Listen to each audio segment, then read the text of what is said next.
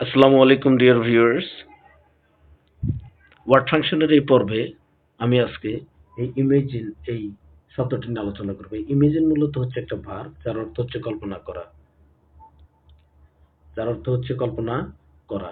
এখন এই ইমেজিন দিয়ে আমরা বাক্য তৈরি করব এবং একই সাথে দেখব এই ভার্বের অবস্থানটা আসলে কোথায়। শুরু করা যাক। প্রথম বাক্যটি লক্ষ্য করুন।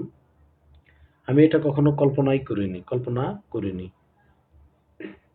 তাহলে এটির ইংরেজিতে দাঁড়াচ্ছে I never imagined this. আমি এটা কখনোই কল্পনা করিনি। আমরা এখানে দেখতে পাচ্ছি যে ইমেজিন যে ভার্বটা, এই ভার্বটা হচ্ছে হলো এর অবস্থান হচ্ছে হলো প্রোনাউনের পরে। তাহলে আমরা দেখতে পাচ্ছি ভার্ব সাধারণত প্রোনাউনের পরে বসে।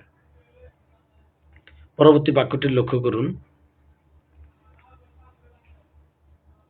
এটা কখনোই কল্পনা করো না। ইংরেজিটা হচ্ছে never imagine this. never imagine this.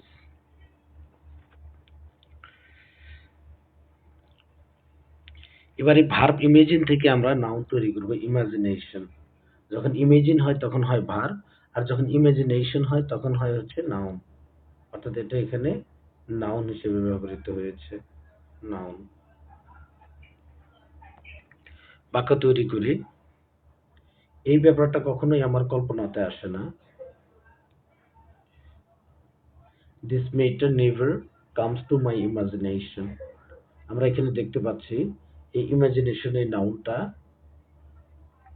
নাউনটার অবস্থান হচ্ছে পজিটিভ মায়ের পরে, অর্থাৎ পজিটিভের পরে নাউন বসে। এই যে বিষয়টা আমাদের লক্ষ্য রাখতে হবে। পরবর্তী বাক্যটি লক্ষ্য করুন। বিষয়টা আমার কল্পনার বাইরে ছিল। This matter was out of my imagination. আমরা এখানেও দেখতে পাচ্ছি এখানে ইমাজিনেশন নাউনটা অবস্থান হচ্ছে হলো এই পজিটিভ মায়ের পরে, অর্থাৎ পজিটিভের পরে নাউনের অবস্থান। আশা করি বুঝতে পেরেছেন। সিনং বাক্যটি লক্ষ্য করুন। তোমার ভৌতিক কল্পনা এড়িয়ে চলা উচিত। You should avoid ghastly imagination. তোমার অবশ্যই ভৌতিক পরিকল্পনা এড়িয়ে চলা উচিত।